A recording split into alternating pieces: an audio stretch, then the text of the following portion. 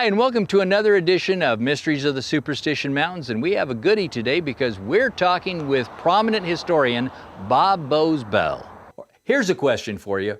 Was Geronimo ever really in the Superstitions? Well, I think Geronimo ranged far and wide. I think he was all over the state. In fact, here's a story. Okay. So he's deep in the Sierra Madres, and he's 40 years old. And he gets up one day and said, I've always wanted to see the ocean.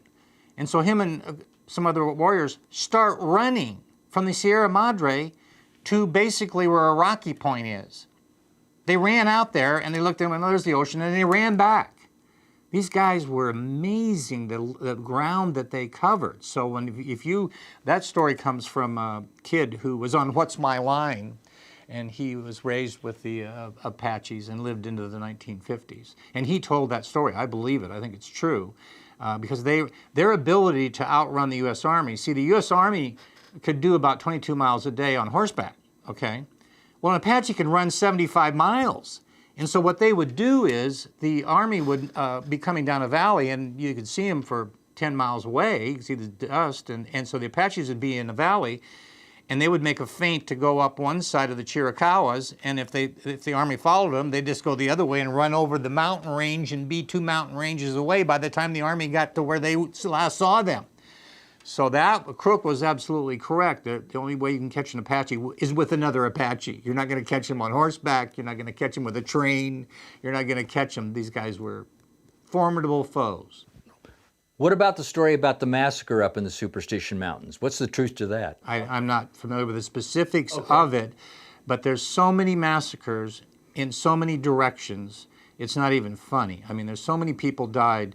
I'm watching Game of Thrones, and sometimes I have to grimace and go, well, this is a fantasy and it's not really true, but, well, read Arizona history, because there's, scalp hunters wiping out entire villages.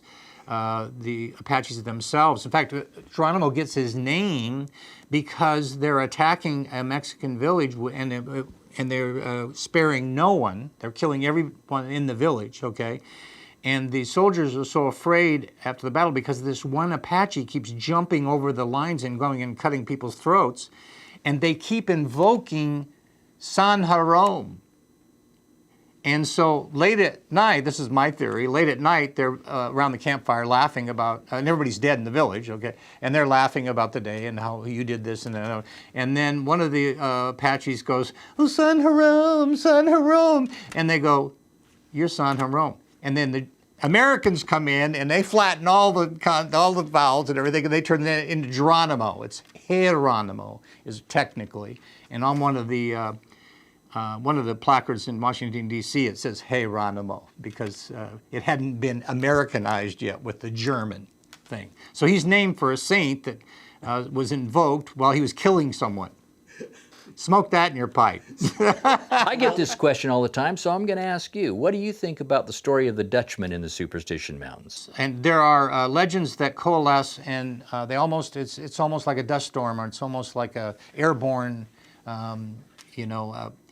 germs or something, and they settle on a place. And if it has a great name, Weaver's Needle, Superstitions, I mean, it just doesn't get any better than that. And I mean, especially when you compare that to San Francisco Peak, Wallapies, the Whetstones, no. The Superstition Mountains, are you kidding me? Yes, I want to believe that. That's a great story right there. The name. I think the names are 90% of everything. You know that Wyatt Earp, Crazy Horse, General George Armstrong Custer, Geronimo, okay? These are names that are just magic. Now what's amazing is not everybody in the Old West had a great name. Those are the names we remember. And I, for a while, if I was reading a newspaper item about something and doing some research, and I would find a name of an outlaw, I would write it down. And I got a whole list of names of guys who just thought, they thought they had the greatest moniker was going to last for a century. And they were names like Beanbelly Smith, the Pockmarked Kid, okay? My favorite one, and I'm not making this up, Bad Bladder Allen. You imagine you're in a bank with him and he's like,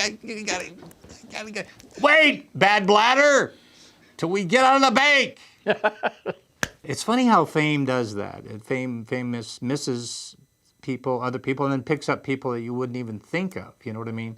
And I'm sure people are thinking about that in Kingman, where that grew up with me, and they're going, "That's the guy from Kingman who ran the bases backward, and we called him Bozo, and they showed it to Bob Boze Bell. He's the guy from Kingman? Are you kidding? We hated that little twerp." You know, that's how legends happen. And that's not a legend. That's. Oh, it's legend. Oh, okay, okay. Well, we'd like to thank True West Magazine's Bob Boze Bell for sharing his thoughts and stories about the history of the area. Mysteries of the Superstition Mountains.